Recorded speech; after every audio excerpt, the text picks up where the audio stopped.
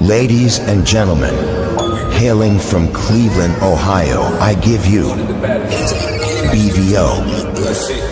Oh, we boxing, yeah, we boxing. I need that belt like it ain't no other option. So we punching and weaving and blocking, defeat ain't an option. Let them know, shoot a video, put it on BVO. Let them know, every time I punch, it's a heavy blow. BVO, bound to hit like bricks cause it was set in stone. Let them know, I ain't getting body, but I'ma hit this flow. Yeah, way more than a show, this is BVO. On behalf of BVO Boxing TV, we would like to thank our sponsor, Raycon. Don't forget to grab your Raycon Everyday Earbuds, the perfect bass model for premium sound, with active noise cancellation to block out distractions and transparency mode to keep you aware of your surroundings. They're ideal for your everyday needs. Just visit RayconGlobal.com. That's RayconGlobal.com and elevate your listening experience.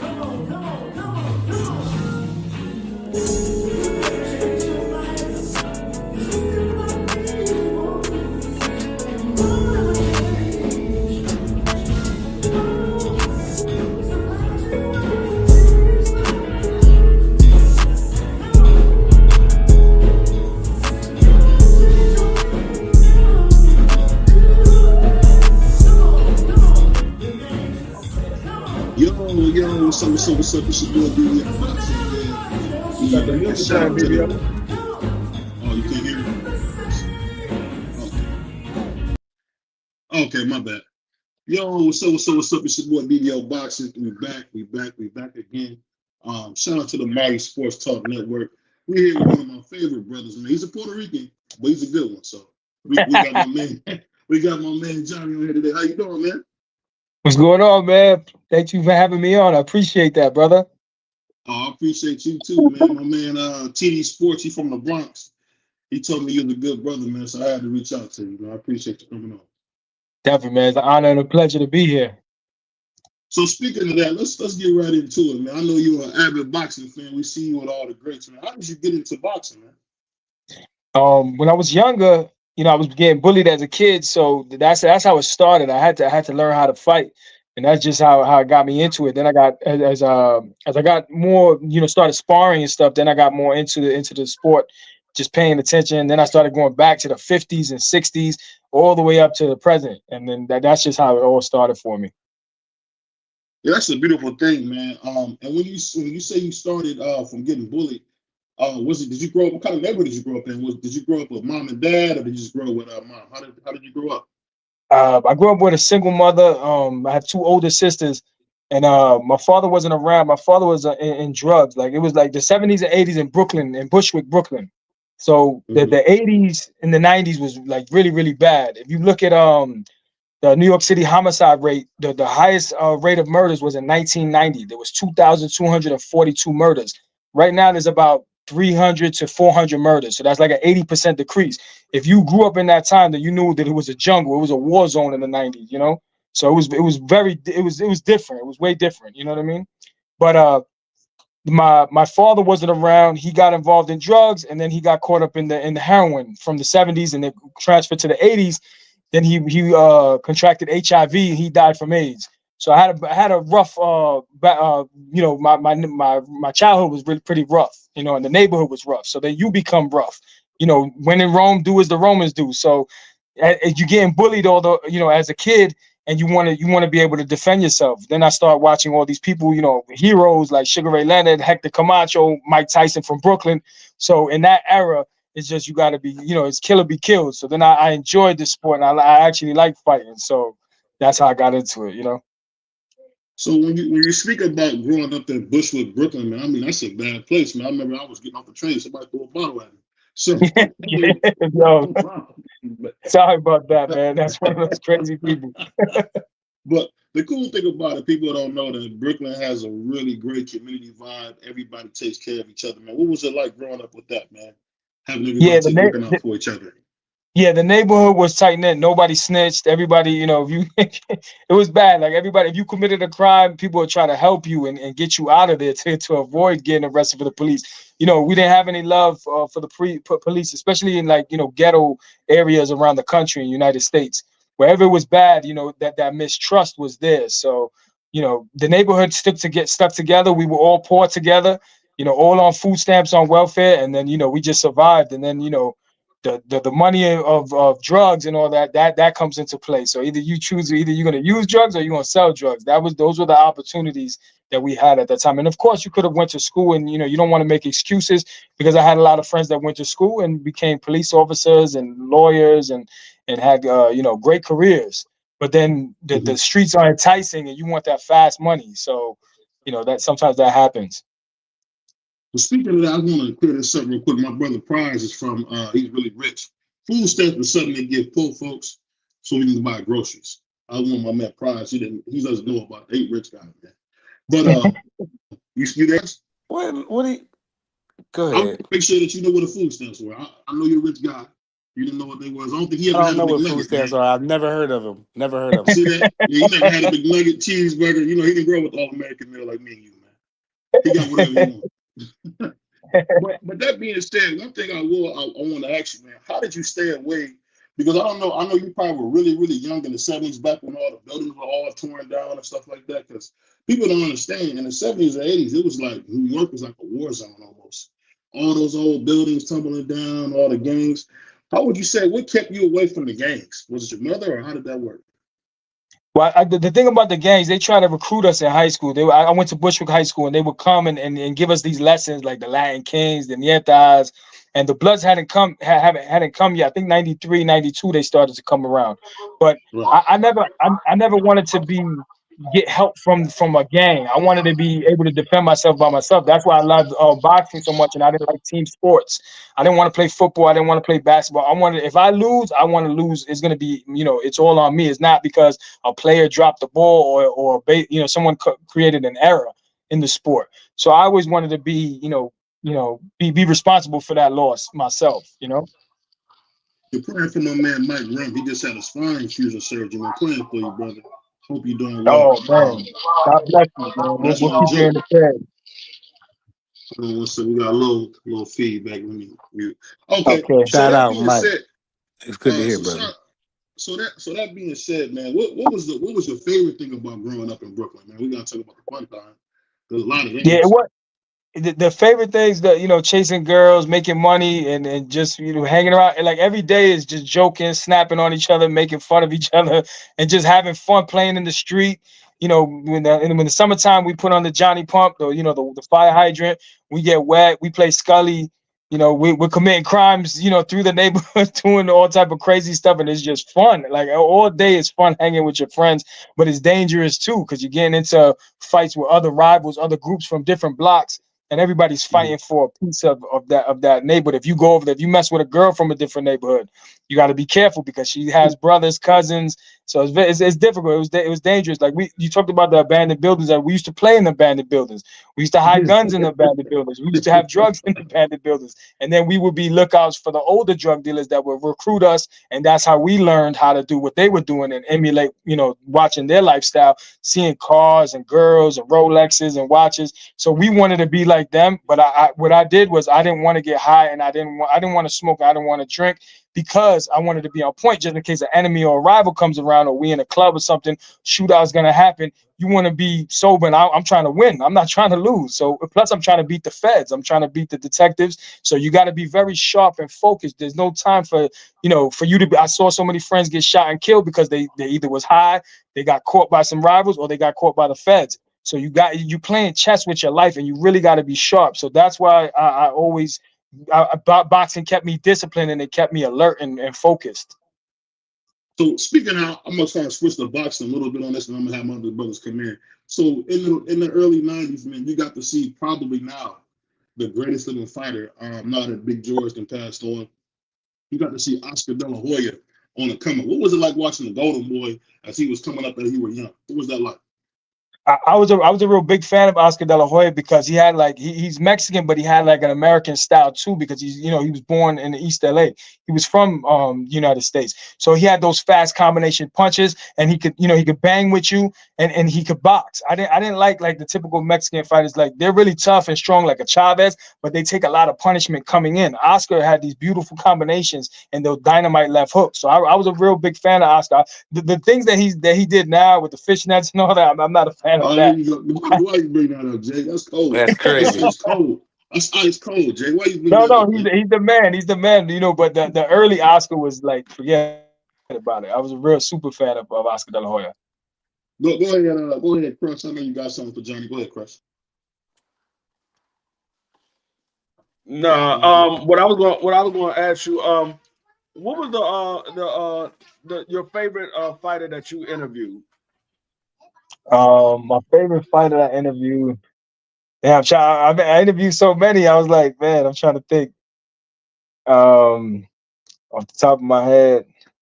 Oh, let me narrow it down a little bit. What was the interview that you was most excited about getting?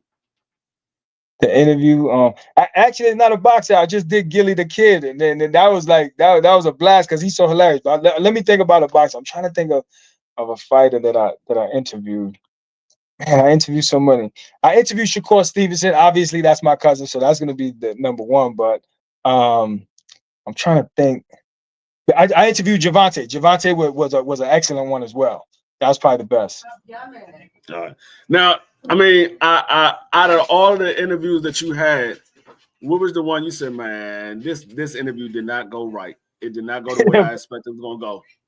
That's an easy one. That's Bernard Hopkins, man. I spoke about it with Thomas, TD Sports. I went to interview him. Like we was it's crazy. I asked him Hopkins. I was like, hey, can you give me a shout out for Johnny Boy Boxing? And he told me, he said, what's in the reference to? Like, why do I have to give you a reference? What am I getting out of it? So I said, oh no, I was just trying to, he put me on the spot in front of everybody. So I just said, nah, I'm just saying that, you're one of the best fighters in the world. He's like, oh, now you're trying to blow me. So I was like, trying to blow you. Like, so I was just gonna just throw the mic and just let off and just land that one punch. And I know Bernard Hopkins would have washed me up, but I was gonna get my respect. At least I'm a man at the end of the day. You can kill me, whatever, but at the end of the day, they're gonna be like, yo, Johnny, he two-pieced Bernard Hopkins, or at least one-pieced him. You know what I mean? But that was I thought that was gonna go left. I thought that was gonna go crazy. But I got mad love for Hopkins because then he showed me love after that. So I got to tell the end of the story. Then he told me, he was like, nah, I'm just playing, man. Shout out to Johnny Boy. He put his arm around me. The next day at the press conference, he came up to me, yo, what's up, Johnny? He showed me a lot of love. So it's all love between me and Hopkins, Yeah, I know. You probably was like, man, what? I just asked for the. Yeah, I just I try to be cool. I just want, yo, you give us a shout out, and he was just like, everybody was watching, so I was like, nah, he ain't gonna disrespect me. I'm gonna set it off, But thank God that didn't happen. Luckily that everything was all right. So shout out to Bernard Hopkins. Right, you're right. Bernard hurt you, man. Bernard one of them dudes. Oh yeah, he definitely gonna hurt me. But I was lining him up. I was trying to catch him in the temple, so it's trying to wobble him. And remember, he's a little older now, so. Maybe I would have at least landed the shot. If you don't get them hands, man, you're going to bed. That's what. Yeah, exactly. Yeah, I definitely was. It was at Gleason's, as a matter of fact. So I'm pretty sure everybody would have broken up by the time, by the time everything stopped. I heard them stories about Super Judah knocking cats my size out. So I don't know if nobody would have touched Bernard. Yeah. We said Judah, right? You talking about Judah? Yeah. Mm-hmm. Super Judah, I used to catch him all the time in the street, like on Myrtle Avenue, Fort Greene, Brooklyn, Clinton Hills, Brooklyn. That's where Biggie was. We used to see Biggie all the time as well in the early 90s. But I always, Zav is always cool. He's always friendly. Just don't mess with him. Don't get him upset. Go ahead, Prize. Now I like to ask current boxing questions. And shout out to you and appreciate you coming up to the panel, brother. No, thank you for having me, man. Yeah, for sure. What did you see? How did you like Jerron Booth in his performance and Unify? And what do you see next for him? I know they said something about a mandatory, but Yeah, How I do was you out there. that I was performance? covering the Yeah, I was covering the fight over there in Atlantic City. I interviewed him. He signed boxing gloves for me. So I shout out to Jerron Boots Ennis. I think he's a phenomenal talent. I think the performance was incredible, being that he faced probably the best welterweight in that division, Stanionis. So I'm a big fan of Jerron Boots Ennis. And they're making the winner of Rolly Ryan Garcia, I guess, the mandatory for Jerron Boots Ennis. I just interviewed Ryan Garcia's mother and father, Henry Garcia. So I'm gonna try to get Ryan when he gets here on before May 2nd when they get here for fight week, and I'm gonna ask him about the Jerron Boots Ennis fight. But I said that's gonna be a crazy fight. But I think Jerron Boots Ennis is comfortable at 147. He's pretty soon he'll be going to 154, but he told me that he wants to be undisputed first. So I don't see Mario Barrios beating him, and I don't see Brian Norman Jr. beating him. There we have it. Good, Right. Crush. Out of all the interviews that you have, what's the interview that you're looking forward to with a fighter that you haven't got a chance to interview yet? Well, right now I'm looking forward to that Ryan Garcia fight. I want Teofimo. I gotta get my cousin Shakur Stevenson, but he's like too busy for me right now. But I'm trying to get those main ones. Those are the ones that I want right now, like this week or whatever. And then as far as like I'm trying to think of a big one. Well, obviously Terrence Crawford, Canelo. I'm gonna be there at that fight in Vegas, so I definitely want. I want a one-on-one, like an hour-long video with Terrence Crawford. Yeah, that'd be dope. That would be fire. That'd be dope, man. Hope you get them too, bro. Just keep on doing the great work that you're doing. I hope you get those. Yeah, I told him one of my colleagues at Fight Hike, he had his boxing gloves signed by Terrence. I was like, Terrence, man, he's like, I told you guys I'm not doing any more gloves. I said, all right, so sometime later this year, maybe. He's like, yeah, maybe this year. I was like, in the interview, he's like, yeah, the interview. So I'm working on him. Let's see what happens with Crawford. Okay, Yeah, that'd cool, be man. dope. Wish you the best on it. Thank you. So BVO, you speaking straight of now? that, Oh, there okay, you sorry go. about that. Can y'all hear me? Sorry, little technical difficulties. I'm not in my usual area, but I want to ask you something a little deeper, man. What do you think about kind of what we're seeing? Because I'll be honest, in Cleveland, Puerto Rican is the same as black here, so I'm sure the same way where you grew up. What do you think about seeing so much of the blatant racism in boxing now? Where you got a guy you just spoke about, Ryan Garcia, saying that he wish he could bring George Ford alive to unalive him again. What do you think about somebody saying something like that? I think if you have those comments, you got to be careful because there's people outside of boxing. Like Ryan Garcia has African American fans, or had, and Teofimo as well. But talking about Ryan saying those comments, I can't believe that Derek James is still working with him as his trainer right now after those comments. So if you put out that energy, it's gonna come back. So that's what I want to ask him in the interview with him. Like, why did you say those comments? And he keeps blaming it on drugs, but you got to take responsibility for what comes out your mouth, because he had young African-American fans that looked up to you, and now you're turning them away. Leave racism out of boxing, and you got to be careful, because if one of them crazy fans comes up and shoots you or tries to hurt you with a group of people, you can't get upset because you brought that energy to yourself. So I definitely want to ask Teofimo Lopez and Ryan Garcia those questions, because that racism doesn't belong in boxing, man. Like Teofimo tries to clean it up and say that we're all one race, we're all one people, but you're calling people different negative names and upsetting. Oh, I'm just talking to two people. No, you're talking to everyone. He doesn't want anybody to say anything about from his country. I don't know if it's Honduras or El Salvador, but he doesn't want people to talking about him. So you shouldn't do that with other people. Leave that out the ring, and hopefully somebody will make them pay for those comments. Yeah, and the reason I bring that up is because it's crazy how comfortable they are in saying those things. Because one thing I will give Oscar, I give Canelo credit. I've never heard them say anything like that, like not even remotely. And I guess for me, I'm just wondering how come we don't see more outrage in boxing from him acting that way. I know. I think that Latino. I'm Latino, I'm Puerto Rican, and I think Latinos get favored over black fighters from the white media. You know what I mean? Like, the enemy of my enemy is my friend.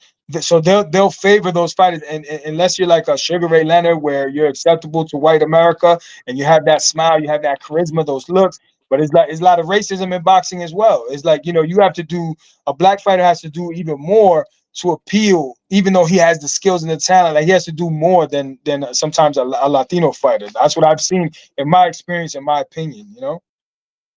Yeah, and speaking of that, man, I gotta ask you about this kid. I've been watching this kid a little bit. What do you think about Emiliano Vargas, man? Looking like he might be the future of boxing. What do you think about this guy, man?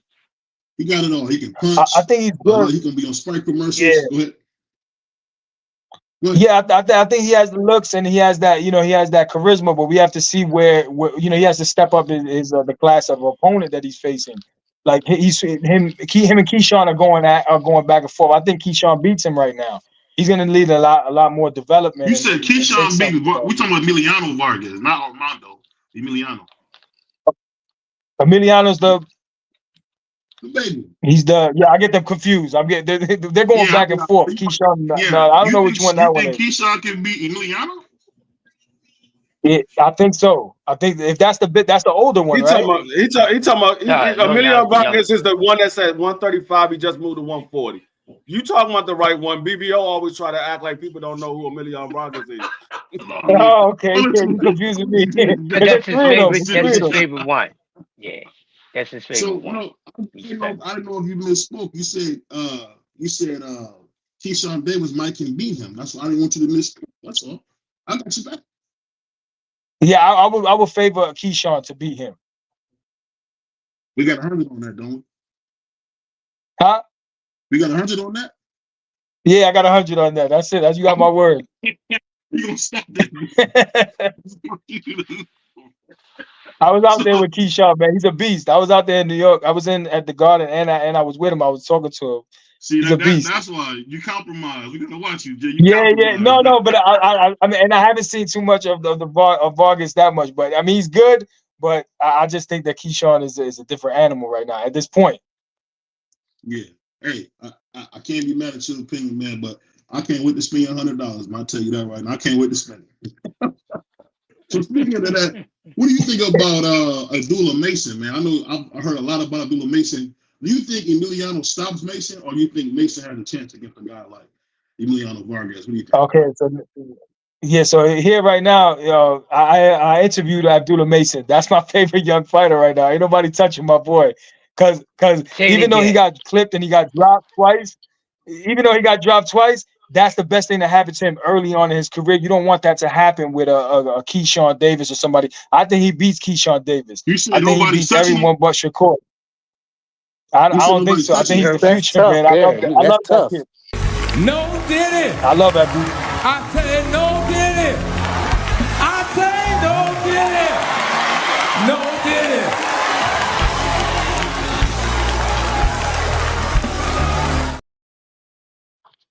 Okay. That's crazy. That was some hate right there. That was some hate. Yeah, that was crazy. You think Abdullah can beat Keyshawn right now? That's tough. Yeah, I like that. Maybe in a year. Let that fight marinate a little bit. Okay. He's trying to beat the hair off that brother, man. Hey, they thought I was crazy when I said the same thing, but hey, y'all heard it from Johnny Boy. I said the same thing. Y'all ain't want to believe me. They kept saying, "Hey, don't nobody else like a doodle like that. Don't nobody else call." I want to run. Nah, I ain't say that. I rock with Abdullah. They thought I was crazy. No, he's my favorite young fighter right now. He's mine, bro. He's him and Brian Norman Jr. You talking about the dude who almost went to bed from a dude with a shag? The dude that walked through fire. The dude that got knocked down. Nowhere, man. He got back up. Flash knockdowns, bro. Come on. Yeah, right. And he got back up and walked right to the fire. Then he gets up, and then he makes my man. Hey, BVO. What? Then he gets up, and then he makes my man fold like a beach chair, bro. We not talking about what he cooked for two flash knockdowns. We waiting to see what's going to happen to Keyshawn when he gets knocked down. We talking about Abdullah Mason, the guy that made Emiliano Vargas go to 140. We talking about that Abdullah Mason. Yeah, hold on. He's talking crazy now. We talking crazy now. Listen, you spoke about Oscar. Yeah. You spoke about Oscar De La Hoya earlier in his career. Felix Tito Trinidad. These guys were dropped multiple times when they were young, and look what they did. They got off the canvas and it made them better fighters. This is what was going to happen with Abdullah Mason. I'm telling you, man, he's the future. Hold on. You said Abdullah Mason is in the same tone as Oscar De La Hoya? No, I'm just bringing up the reference of Felix Trinidad and Oscar being dropped. They got dropped early in their careers, just the way Mason was dropped, and then they still performed and they didn't get knocked out. That made them better fighters because they got dropped early, not later. You know. You know, anytime Emiliano pulled that knife out his boot, he got to spill blood. You know that, right? So you know that, right? You know that anytime Emiliano pulled that knife out that boot, he gonna spill blood. So. This is all I'm gonna say. I actually don't have any more questions. I just appreciate Johnny Boy coming up here saying the exact same thing that I said. I ain't gotta say nothing else. He said he already clarified everything I already said. Now you heard it from somebody else, BVO. So we gotta. I don't listen to Puerto Rican man. His glasses too big. You wasn't by yourself, bro. BVO was the only one by himself with the haterade. Everybody else. You see how they say I'm on haterade, and that's because Johnny, I'm black. That's why they do that. Because I'm black. It ain't got nothing to do with your skin color, my brother. But let me ask you this, Jake. Let me ask you this real quick, Jake. So I want you to break something for us. So me and D Free been doing this show about 2.5 years almost, and I want to ask you this, man. Who won the fight between Oscar and Pernell Whitaker? Oh, Pernell Whitaker, but I'm biased because Pernell's my favorite fighter of all time. But I actually felt that Sweet Pea beat him. I went to Pernell Whitaker's funeral. I was with Mark Breland over there. So I love Pernell. I think Pernell, Oscar wasn't able to land on him. Pernell, he can't fight. He said it himself, I can't do any better than I just did. I think they robbed Pernell Whitaker because Oscar was the golden boy. He had those looks, the hooks. He had the women. He had the pay-per-view. And Pernell was having those issues outside of the ring with the alcoholism, the drugs, and everything. And he was on the end of his career when Oscar was just coming up. But he did beat Oscar De La Hoya, in my opinion. And a lot of people. Oscar was throwing? Huh? You see all the punches Oscar was throwing? Yeah, and they wasn't landing. Look at the combinations that he was throwing. He was missing a lot. He was missing. Yo, you know how hard it is to be evasive and elusive instead of blocking like Floyd Mayweather, shoulder roll. You have to get out of the way of the punches like a radar. Pernell Whitaker had a sense of radar, man. I'm telling you, Pernell Whitaker was something special, man. Once in a generation fighter. He didn't lose for almost 10 years. He ruled it. He ruled the 90s. One of my favorite fighters ever, bro, of all time. I think Pernell get a lot of credit because of that monster named Floyd Mayweather Jr. used so much of his style. I think that's why Pernell get a lot of love. But one thing I always wanted to ask you, man, do you and I'm one of those people who felt like the way Floyd Mayweather came up, do you think that's fair how he came up because he was so many different people all in one? What do you think? Wait, say that question again. When people talk about Floyd, one thing they forget is that Floyd was like a monster. He was like a couple different people all in one. The pretty boy Floyd, the pretty boy. Well, Floyd in general. Floyd, I know people talk about Pretty Boy, but we seen Floyd go up against one of the most athletic fighters in what's my man's name? Miguel Cotto, and made Miguel Cotto look average. Definitely. So that's what I mean when I say, like, do you think Floyd get enough credit for being how good he was, or do you think it's because he was such a monster, people don't even give him his credit because he was so many different guys in one? What do you think? I think the reason why Floyd doesn't get the credit is because he wasn't like a Sugar Ray Leonard, and he was outspoken and he was vocal, and it was like he was all about the money and changing. When he was Pretty Boy Floyd, people, he still he got slack for what he said, but when he became Money Mayweather, everything was money. I got this, I got that, and people couldn't separate because we got to wake up every day and go to work every day, right? Floyd, he has to go to a different work, but he's getting paid millions. So there's a lot of jealousy and envy, and when he keeps telling you, "Oh, I don't have to work, I got all this money thrown into your face," people resent that and they get upset about their own life, and they can't separate the fighter from the persona of Floyd Money Mayweather. He beat the most world champions, 26 world champions, in a shorter period of time than any other fighter in history. So Floyd, you have to give him that. This is a fact. This is not, we can't argue about that. But it's his attitude that turns people off, and that's why they hate on Floyd Mayweather and don't give him that credit. But if he was quiet and if he just smiled and he was nice and well spoken and kept everything aside, he would be talked about just as much as Manny Pacquiao, Sugar Ray Leonard, all these fighters that were so popular. If he had the humbleness of Manny Pacquiao, how far you think Floyd would have been? How they would talk about him, how he's the greatest fighter. But it's because the arrogance and him talking about the cash, in my opinion, that's what turns people off. Yeah, so you think that makes sense. But let me ask you this: do you notice the kind of con job that Floyd has pulled on these young fighters, where you say belts don't matter, and then every time you go to his house, a guy like you interviewing or anybody interviewing, the first thing he do is show you all them belts? Do you think he really sabotaged the game to where these guys don't understand that championships mean everything? And he kind of make you think money means everything, because you can have the money, but if you got no legacy, you'll end up like a guy like Little Red, like Tank Davis, where you have the money, or suppose you have the money, but you don't really have a legacy. Do you think Floyd kind of conned a young fighter into believing that the money is more important than greatness itself? I mean, money's the most important thing, because the fans forget about you. I think about Gerald McClellan. He's in the hospital. He's like a vegetable right now. Where are the fans? They love for you to fight, and they want you to go to war and do all these things, but they abandon you as soon as you lose or something happens to you. So Floyd is right about making the money and making the millions, and that's the most important in my opinion. But you want the legacy as well. Floyd has both. So he can tell these young fighters, listen, it's all about the money, but he has the hardware. He has the belts. He has 5 different weight classes that he conquered, and he could have been undisputed in all those weight classes. No one could beat Floyd in his prime at that time. No one trains harder than him. No one can adjust to a different fighter when you're losing, when he was hit by Shane Mosley. So Floyd is a special type of fighter, once in 2 generations probably. So when he tells these fighters, make your money, make sure that you make that, and the legacy will come and the belts will come, as long as if you're focused on your craft and you belong at that level. So Floyd, I'm with Floyd with the money making. I'm with that, and the legacy, and he has the hardware for it. He has the belts.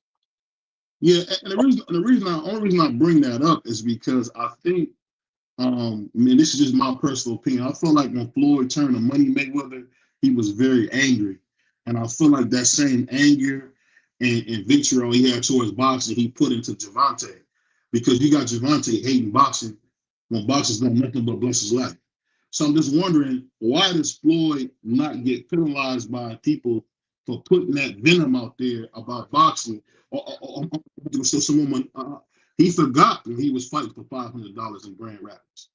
I guess my whole thing is, do you think what he's doing is good for the sport at all? Because he always seems to keep putting himself in the forefront of the sport, never passing the torch like you're seeing Muhammad did or Sugar Ray Leonard did. You don't really see him making his point to pass the torch. What do you think about that? I think Floyd is an egomaniac, but that's what made him who he is. Just like Michael Jordan, to be the best, you can't. You're not a nice guy. You're constantly thinking of being the best. That's all you care about. So Floyd doesn't want anybody to eclipse him. He'll say, "Listen, I want the next fighter to pass my record." I don't believe that. I think that's a lie to make it sound good, because the fighter is in his presence, like a Gervonta Tank Davis. I want Tank to do better than me. I want him to do this, and then Tank will even say it himself and these other fighters. Yeah, Floyd tells us that he wants it to do better. The minute we start doing well, he jumps on the microphone and steals the spotlight. Floyd is like, that's why he's Floyd. That's why he's able to be 50-0 and beat 26 world champions and have all these accolades, because he's constantly, that's in his mind. Like he's focused. He doesn't drink. He doesn't smoke. He's focused on being the best. So he needs that spotlight, and he needs that. And that's why he's that type of person. And speaking of that, I want to ask you. You said Shakur is your cousin. Yeah. One thing I wanted to ask you is, when you watch him fight, are you surprised that he's not the same guy he was at 130 and 126, or that's just how it goes sometimes? He's not the same. He's not as powerful as he was at 126, 130. Do you think we'll ever see that Shakur again, the one that we all loved at 130 and 126 again? I'm not sure, because of the hand injuries. Now he has both hand injuries, and he said that he's doing something. He said he was going to speak to Floyd. Floyd got the surgery, so he said he was going to speak to him and get these phalangic injections. And he's like, my hands are going to be fine. He just came out with the Danza Project, just interviewed him, I think yesterday. So you can check it out on YouTube. But he was talking about that he's taking care of his hands and everything it'll be fine. I don't know. He's shaking his gloves a lot when he fights Zepeda. Well, I guess we'll see, and we'll see if he still has hand injuries. But I don't know. It's kind of difficult, man. He's 27 years old. And every fight, it's an issue. It's always a problem. So that's like plaguing his career. So I'm not sure if we'll be able to see the old, the like you said, the older version. Yeah, and when you see that with Zepeda, I think the thing we seen with TF was you got to have someone to keep Zepeda back. And I'm just kind of worried with his hands being that way, will he be able to keep Zepeda back? Because if you don't keep that dude back, he run in your kitchen, man. That's the only thing. Do you kind of worry about him taking that fight and not going for the Tank fight first? I worry about him. It's a dangerous test, but I believe that he'll reign supreme in that fight. Even he'll fight through that pain, just like the way Floyd did. Floyd had to take a knee at one point in one of his careers. I don't know if it was Jose Luis Castillo, somebody. He was having hand problems. I don't know. Somebody could correct me, but he was having hand problems. After that surgery, everything was fine. I don't know if I don't think Shakur is having a surgery right now anytime soon. So whatever he's doing, he has to. Floyd, I remember we were watching 24/7, and Floyd was going to a hand specialist. They were massaging him and putting plaster and all these things on his hands. So he must be doing something that he had that confidence in that interview, saying that his hands are going to be fine. He'll be ready for this next fight. So let's see how it plays out. This will be the test. But I think he beats Zepeda even with hand injuries because he's too smart defensively. He's like Pernell Whitaker. He has a tattoo of Whitaker on his leg. That's his favorite fighter because defense is first, like his grandfather, Wally Moses, taught him. Hit and don't get hit. That's the sweet science. So that's why Shakur is always going to have that longevity over these other fighters. He's not taking any damage, and he knows how to keep that range and distance where you're not going to be in his face. And he'll tangle you up too. He'll tie you up if he has to. So I believe that he'll beat Zepeda, and then hopefully we can see what happens with this Gervonta Tank Davis fight. Yeah, I definitely would agree with you, but I can kind of see. I just feel like he's deteriorated so much since the 130, 126 days. And the only reason I say that is when you fought the guy with it, Josh Papley. The electrician. Yeah, I ain't gonna disrespect him, man. Everybody want to mess with him, but at the end of the day, I've seen him shaking his gloves a lot against that dude. That dude should be get the hair beat off of him. You know, you supposed to beat the hair off of him. So I guess that was my one thing that worries me about it. But speaking of Shakur and Tank, let me ask you this: when I guess I think about it like this, do people realize that Floyd is on a different planet talent-wise than Shakur, or do people not realize how good Floyd really was? Because that's not even close to me. If you look at talent-wise, not even close. Yeah. And I'm not saying it like to be like disrespectful. I'm just saying this. It's not even close. It's like saying Michael Jordan and Kobe. Michael Jordan on a different planet. Michael Jordan on a different planet. So, I agree. You know, I mean, that's what I mean when I say same thing like with LeBron. LeBron can't mention Michael Jordan. The dude ate McDonald's and gambled all night, and he still was the man. So that's my thing. So what I'm thinking is, do you guys see Floyd like talent in him up close, or does he kind of think he's like a Floyd talent-wise we can get through it? Because I think Floyd's talent got him through it. Yeah. Floyd's talent, Floyd's, his ego. He's not going to lose. He refuses to lose. He has that mentality, that killer mentality, like a Michael Jordan. So Floyd is on just the reason, like I said again, they're not going to give him that respect is because they can't separate his outside persona from the skills. Just facts, talking facts. Floyd is that fighter, of our generation. He's that good. Now, Shakur still has time to prove that he is. With these hand injuries, that makes it a little bit more difficult, but he still has time. He's only 27 years old, and he has to beat Tank Davis and then move forward and beat other big name fighters. And all these guys are moving up, which was the Four Kings, Teofimo Lopez, Devin Haney, Gervonta's the only one there at 135. Everyone has moved up to 147. And then who do you have left? Keyshawn and Abdullah Mason is too young right now, but Keyshawn Davis, they're best friends. They're not going to mix it up. But Gervonta Tank Davis, that's the super fight that has to happen that will cement either one of those of their legacies. Once they face each other. Is that a real thing with Shakur and Keyshawn? They really are friends like that? Yeah, he was just talking about it in the interview. And I was speaking to Keyshawn. He's like, Shakur was saying that, you know, our families know each other. He's like, that's my dog. If they offer us $100 million, then it's different. Maybe we can come to some agreement. He's like, but I honestly feel, Shakur said, no one can beat me on this planet. That's the confidence that you want to have in your mind. And Keyshawn feels the same way. But I don't think they'll face each other. They're both champions at 135, but they won't face each other unless Turkey throws an ungodly amount of money at both of them, like $100 million, and then they'll probably, you know, have some talks and like, listen, we'll go to steak dinner after this. You know, we could be friends again, and the families can be friends. But you got to check out that interview, and then you'll see what he was talking about. So you saying it's more like a Riddick Bowe, Mike Tyson type of thing? Riddick Bowe, yeah, I remember Tyson didn't want to fight Riddick. I wish they would have fought, man. The Battle of Brooklyn, that would have been Tyson's man. That was Tyson's man. You know, he used to roll with it. Yeah, they was in the thing. Yeah, they was a prime Riddick Bowe is good, man. A prime Riddick Bowe is crazy too. He would have hurt Tyson, man. He would have hurt. Yeah, he was a beast, man. And he was so big. He was so. I don't know about 1988 Mike Tyson. I don't know about that. No, not 88 type. No, nobody's beating him. Yeah, I don't think so. But once we got the 91, I think Bowe was the best heavyweight in the game.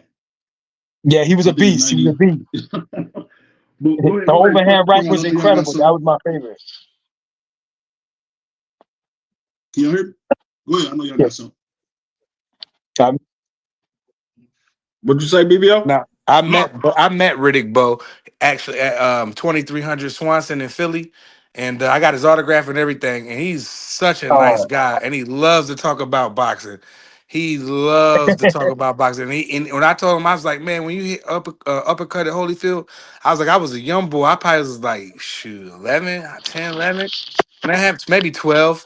Man, I was like, man, I'll never forget that. And then he was like, yeah, man, it's a check uppercut. He said, and then he went into this whole thing about how he did it. And then I said, and my favorite thing about you is when you punched Larry Donald. I said, man, we went to school the next morning. Me and my friends was going crazy when you punched that man on that podium. Boy, that was when Riddick Bowe two-piece Larry Donald.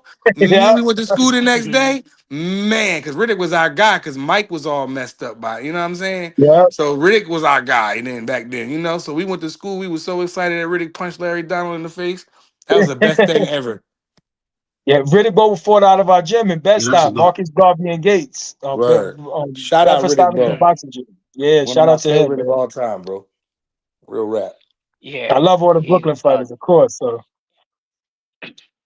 one of my favorite heavyweights of all time, Riddick Bowe, man, was something else in his prime years. I didn't see nobody beating him in his prime years. To be honest with you, wish we could have got to see a few more of those matchups because I had him beating a lot of guys in his prime. Man. Well, it was the refrigerator that beat. Remember Crush when he went down? Was like, I'm gonna knock you out. Riddick was like, you ain't gonna do nothing, bum. You ain't gonna do nothing, bum. Riddick was like, I'm going to knock you out. The refrigerator beat Bowe. Hey yo, it was the refrigerator. Riddick had a and I got his autographs. So that made me super like that was love that day for sure. Hold on, bro. Hold on. What you saying, Johnny? This man just said the refrigerator beat. Yeah, that's what beat Bowe. Yeah, Riddick had a refrigerator in his bedroom. Oh, that was true. Yeah, that was true. Wow. That's amazing. He wanted to eat. He didn't have that discipline. He had the talent, but he didn't have the discipline. Yeah, man. He should have read by his bed. Jump like that. Yeah, it's crazy. Boy, Jay, amazing. That's crazy work, man. That's crazy work. That's crazy work, man. So speaking of that, man, what do you think about the Brian Norman Boots Ennis fight? You think we'll get that fight?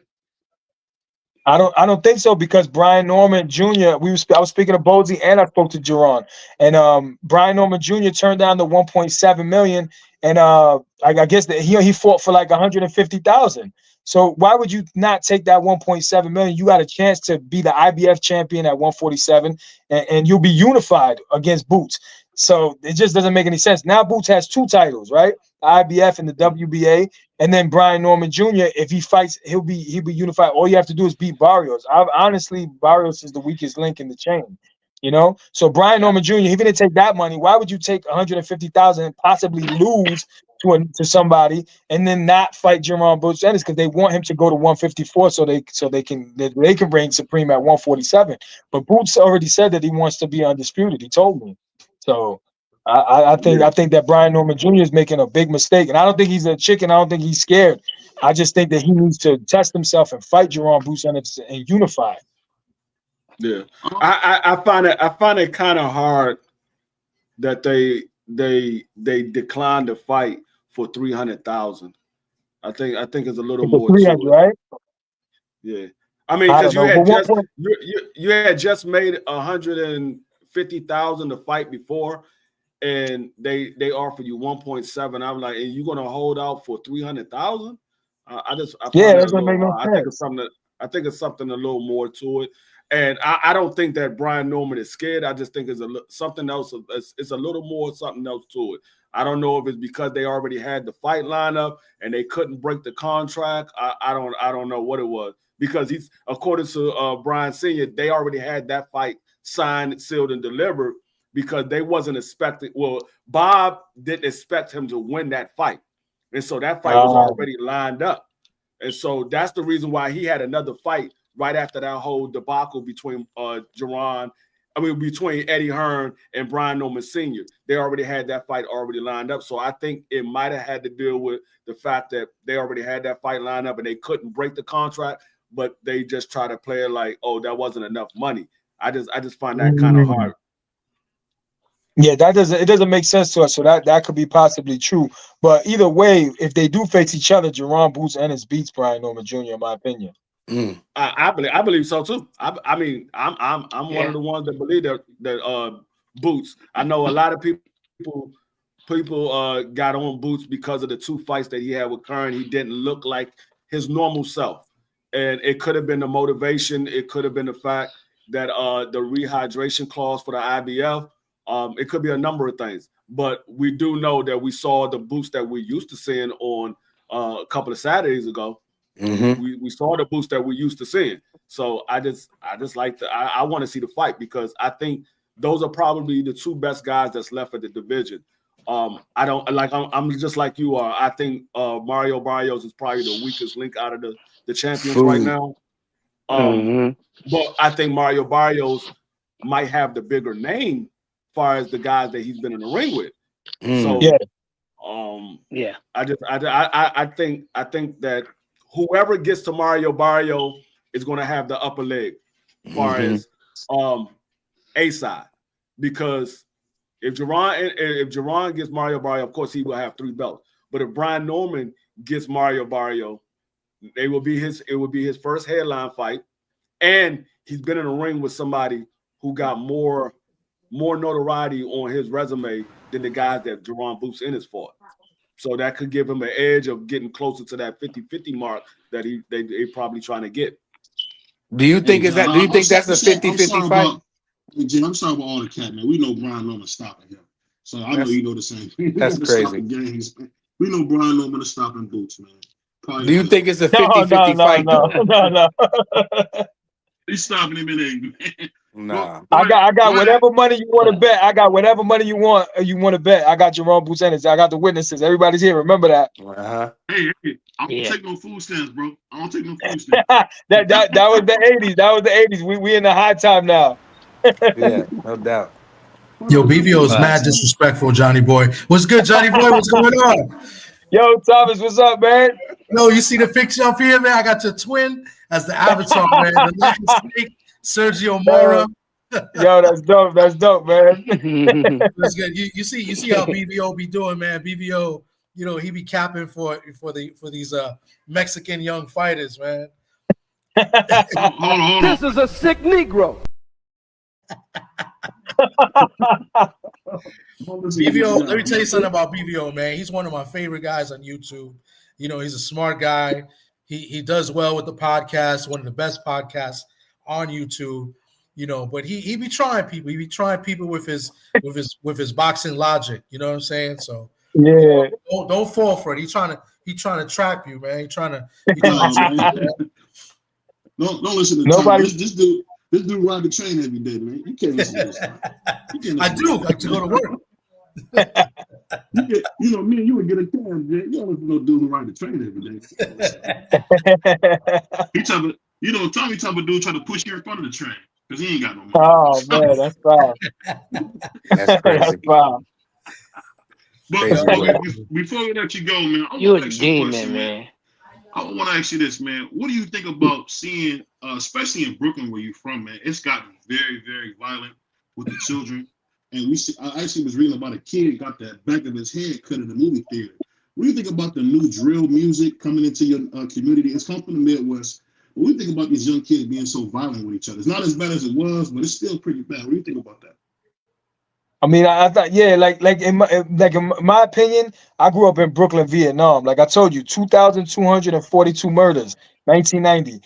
Right now, 300, 400, yo, it's Brooklyn Disneyland, man. It's sweet. There's nothing but Caucasian people in Bed-Stuy. Like you could not walk through there unless you had a strong team or you had a pistol on you. And now there's nothing but Caucasians all over Bed-Stuy. It's sweet, man. I'm telling you, I could walk through there like it's a joke.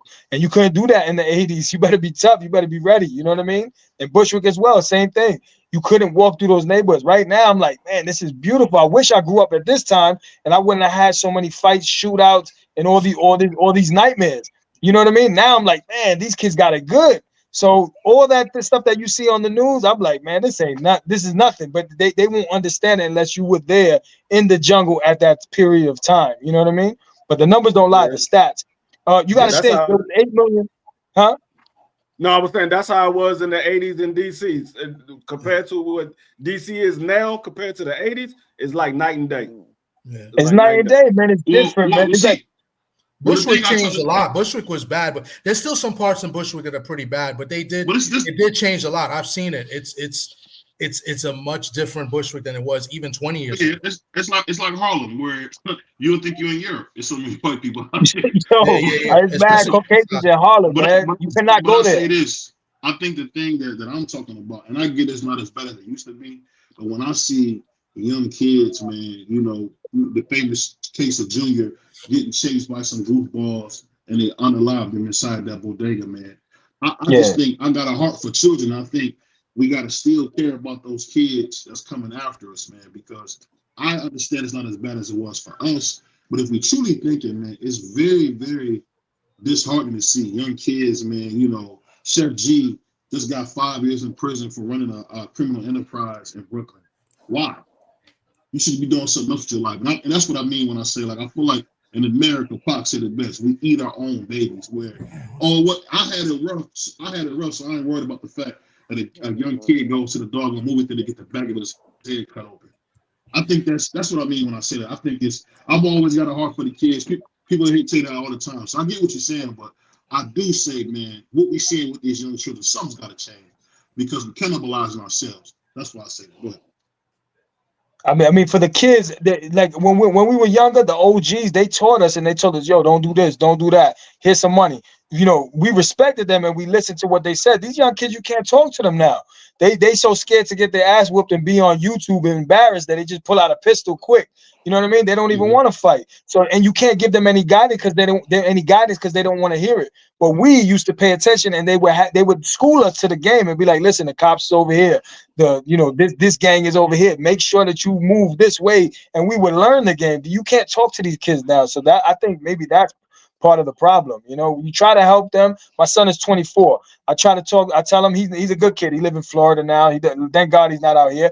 But these young kids that I come across now, you know, I always try to tell them, yo, do the right thing, be smart, be wise, don't be a follower, be a leader. You know what I mean? Don't do what everybody's doing. When in Rome, do as the Romans do. If somebody attack you, then you have to defend yourself. But don't just be shooting people for no. In our day, we shot for money. Like if I'm getting money on this block or whatever, that's what you shooting for. You're not just shooting random people to be a serial killer. You know what I mean? These kids are just they want to do the drugs and we sell the drugs. You know? Yeah. I mean, because it came from a lot of we wasn't. I mean, once it got to the mid 90s, the early 2000s, you was no longer able to discipline your kids like we used to. So that respect for the elders went out the window. So now these young kids, they taking it to the streets. They ain't got to respect the older guys. They ain't got to respect the OGs. You're an OG, you don't know nothing about the streets no more. So it spilled from that, because when we were younger, we got disciplined by our parents. We got disciplined by the elders in our family. So we was taught to respect your elders. So when we heard the OGs in the street talking, we respected them as an elder. Now they don't get disciplined at home. They don't respect their own parents. They ain't gonna respect another man on the street. So it just spilled out into the streets. They'll cuss you out on the train too, Fred. Them young kids are them girls. They got nasty mouths in Philadelphia. I stopped catching the train. I started paying $40 a day to park just so I didn't got to catch the train and hear them cussing little kids. This guy, Jay. You know, man, you would have dealt with that cussing. This guy, $40 a day. This guy here, man. Bro, I'm saying though, and I know I cuss, but I don't want to hear a girl because I be thinking about my daughters. And I'm like, yo, my daughters talk like that on the train, dog. Them girls got more what he just did, Jay? He just did it. He hit his quota. He got a flex every show that he doing. I said my daughter? Else doing. His brother said, I spend what I say? $40 a day. You don't say that? That's what it is. That's what it costs in downtown Philadelphia. Crush will tell you don't want to deal with it. That's real. You want to deal with all that. Yeah, you don't want to deal with all that. Exactly. I'd rather pay it and get a monthly pass than ride that train. I tried the train. God knows I tried the train. Next thing you know, he gonna show us his watch. Come on, man. BVO, he jealous, man. You know how that goes, man. I don't play that. When it comes to my kids, I don't care. Like, majority of my kids are adults, but they still know you don't disrespect no elder. I don't care how old you are. You don't disrespect no elder. If I hear it, they know they're gonna get chastised in front of whoever that's out there. I don't care. I mean, you want to take it up with me? Nah, you my father. Nope. I already know what you're gonna do. They already know. I don't care. You can go call the law you want to. Just like my mother used to tell me, you call the police, make sure you leave with the police. Make sure you leave with them. Well, I gotta say this. We got one more before you get out of here, man, because I know TD Sports gotta go to bed. I don't want him to get beat up. So we gotta hurry up. It's all good. Man, I gotta work tomorrow. You guys have a good night, man. Johnny Boy, we'll catch you. Thomas, we're gonna link up at the fight. Absolutely. So I gotta ask you this, man. What would you say to a young guy that wants to do the same things you're doing, talk to all the fighters? What would you say? What would be your best advice? Just to put in that work, man. Go to the fights, go to the press conferences. You know, a lot of these things are open workouts, like the gyms and stuff, and just try to get familiar with everyone. I go to Brooklyn, I go to Queens, I go to Manhattan, I go to everybody, try to speak to everybody. Then when I'm at the fights, I'm networking. I'm trying to politic with everyone and let people know, hey, my name is Johnny Boy. So these young kids, they should do the same thing. Introduce yourself. Take their Instagram. You know, this social media, these kids got it made with this social media. Start building your page, putting out content every single day, and then, you know, networking and trying to socialize with everyone. And people will start to know who you are. As you do that, people, okay, let me ask for interviews. Don't be afraid. I'll ask for 10 people. And 8 people will say no, and 2 people will say yes. They'll be like, wow, Johnny, you got all these interviews. But you didn't see all the you know, the turn downs that I got. All the rejections, but I don't care because it just flies off me. I just want the interview, you know. So I don't have an ego. I just don't care. I just try to be cool with everybody, and you know, they appreciate that, you know. You know, Jay, my favorite thing is when a millionaire asks you for money for an interview. That's my favorite thing. They ask you for money. The answer is no. I'm not paying you to do no interview. But yeah. Johnny, man, I appreciate you coming on. I hope to have you back, man. Hopefully we ain't bother you too much, man. Nah, salute, man. I love coming on these things, man. It's all love. Just let me know anytime, man. We'll see you soon. Take care, man. That's it, man. God bless all of you, man. Thank you, man. One love. Send to you. One love. That boy Johnny Old School, that brother said one love. Hey, that's what we do in New York and Philly, dog. It was one. Oh yeah. Man. BVO from the Midwest, that's why he don't know about it. I ain't never been nowhere. He's from the Midwest. Son, one. He's from Cleveland. Hey, Fresh, one, son. Nah, we don't talk like that, man. Many. Go ahead. I said many times you've been to New York, you ain't never heard nobody say one. Every time I do it, I'll bust out laughing every time. That's crazy. My family, they don't say it no more. I used to love when they say, "Yo, word to mother." Yo. Your word to my mother? It's mother. Oh man. Oh, my favorite is that's your word? Yeah, that's my word.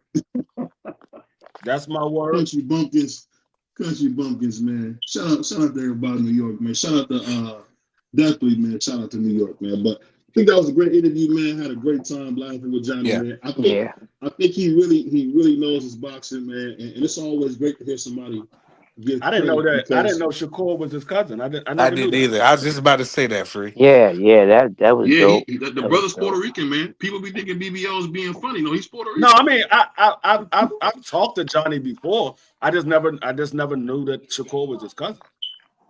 Yeah. That was dope, man. What you got tomorrow for us? First, what you talking about tomorrow, man? Oh man, we talking about who's the man at 154. It's a lot of talk, man. So a lot of people got their different opinions about who's the man at 154. So we're gonna talk about that, man. Yeah, we're gonna talk about. And they say Mel coming back in August. So you got a lot to talk about now. I know you're going to talk about it tomorrow, Crush. But I'm just going to give you my 2 cents real quick. Shout out to 2 Cent. But 2 cents. I don't really think there's anybody that's the man at 154. I don't really think there is anybody. That's going to be my argument, D Free. So you know me, I like to listen to everybody and find something to cook on. So you know, I'm going to seen Bakra? Have y'all seen Bakra? Not lately since his last one. He beat Tim Zoo dead. Yeah, but I mean, I wouldn't say he's the man. I wouldn't say he's the man. You see, Virgil turned down the title shot. Yeah, I mean, like I said, Crush gonna talk about it tomorrow. I don't want to go too much into it. Yeah, we don't want to step on it, but I will say this: my man Virgil did duck Bakram. Bakram had the contract signed, activated the mandatory, and Oscar said, "No, you're not fighting him. No, no." Yeah, my whole thing is who could wind up being the man at 154 more so than people already thinking that there's someone there already at 54. You got some people thinking Fundora is a man. I disagree. So we'll cook on it tomorrow, man. And also, too, just a little news, man. I'm hearing this. It's the rumor mill, but there is a card coming up with Xander Zayas. He's going to fight Fundora for the belts. Fundora is not going to be relinquishing the belts at all. He's going to fight for the WBO championship. I think it's WBO and WBC champ, if I'm saying that right. But there's going to be a top rank in PBC card. And I don't know about you guys. I am ecstatic for that. This fight's supposed to be in September. We're also supposed to be seeing the return of Errol Spence, which I don't know. It's not nothing spotted. These are all rumor mills. And also, too, we had Raymond Ford. I don't know if you guys saw Raymond Ford came out and called Sushi everything but a child of God. So we got some big fights coming up. I really hope Shakur. I really hope that Earl is not coming back at 47 because I would hate to have to cook Earl. I would hate that. No. From what I hear, he's coming back at 47. It's not a maybe or. No, I'm just saying. I keep hearing people saying it. I keep hearing people saying. I heard somebody said it again yesterday, and I really hope he's not coming back at 47 because a lot of times when everybody starts talking about it, it usually end up coming to be true. Now, if it's one or two people saying it, then you can say, they just reaching. But now when a lot of people start talking about, and I'm not talking about people on YouTube, I'm starting to see clippings of it. And I'm like, I hope he's not coming back at 47. Because if he do, I would really hate to have to cook Earl. See, I sent Dub the link. You didn't pull up, but anyway, Dub said no shooting night. Yeah, we will be covering the draft tomorrow and Friday. So tomorrow will be the for round 1. And then Friday will be for rounds 2 and 3. We will be covering it in its entirety from the first pick all the way to the last pick. Free. Tomorrow's the draft, Free? Yeah, tomorrow's the draft. Yeah. What time it start? I think it starts at 8, if I'm not mistaken. I believe it's 8. Okay. Yeah. So we will be covering from round 1 to the very last pick of from pick 1 to the very last pick of round 1. And from the first pick to the very last pick of round 3. So the first pick of round 2 to the last pick of round 3 on Friday. We'll be covering everything, giving our take on the pick, how we think that player is going to play out with that team, what grade we give the teams for the picks and everything. So we're going to talk about it tomorrow. That sounds lit. Yeah, that's going to be great, man. This is a big draft for my Cleveland Browns, you guys know. We fielding calls. And one thing I will say, I think Abdul Carter is going to be in a Browns uniform. I don't know. I don't know what's going on. I'm hearing a lot of slander. It's going to be some surprise. It's going to be some surprise picks tomorrow. I just say this Shedeur Sanders thing, man. The way they talk about that young brother is wrong. The dude has never done nothing wrong. So all those guys out there that's talking bad about Shedeur, man, give me a break. And another thing I want to say is Shannon Sharp is innocent, and I think people should stop tearing Shannon Sharp down because I think he's done a tremendous job in this space. For guys like us, we know what's possible. $100 million podcast, man. So even if we get half of that, we win it. So I'm praying for Shannon and his family. Go ahead. I think if Shedeur doesn't get picked in one of those top 4 picks, he's going to be a steal for whoever gets him. He's going to be a steal because I think he's going to come out and I think he's going to play well his rookie season. I'm not going to say he's going to be like Jaden Daniels or CJ Stroud or anything like that. I just think he's going to be a solid contributor for whatever team he goes to his rookie year. And I think if one of those first 4 teams overlooks him, they're going to pay for it. I think they're going to pay for it. Hey, and I would agree with you, man, because I think people don't give enough credence to winning. He's a winner.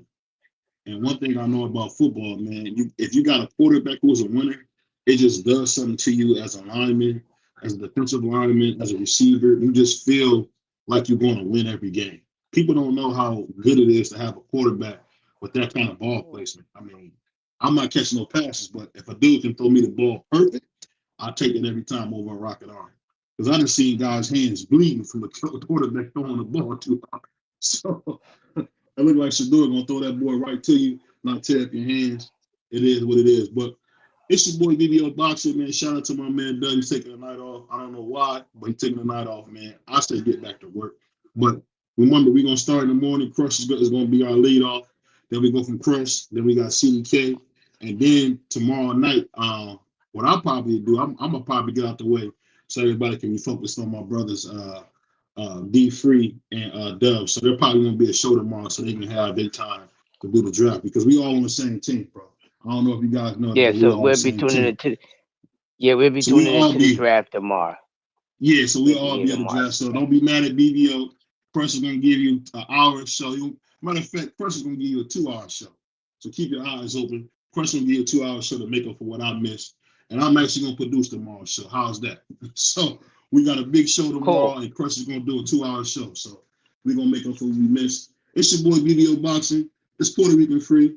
It's my man Prize Fighter. And you know, I want to say, man, Prize, man, great job, man. We got to give him some credit on the air. Prize has come a long way. I like what I've seen from you, man. You're doing a heck of a job. Keep doing your thing, bro. And we out here, y'all. Peace. Already know. Peace.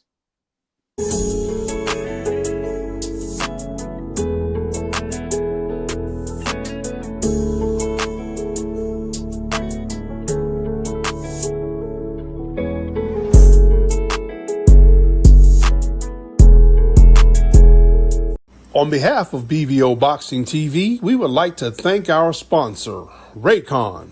Don't forget to grab your Raycon Everyday Earbuds, the perfect bass model for premium sound with active noise cancellation to block out distractions and transparency mode to keep you aware of your surroundings. They're ideal for your everyday needs. Just visit Raycon.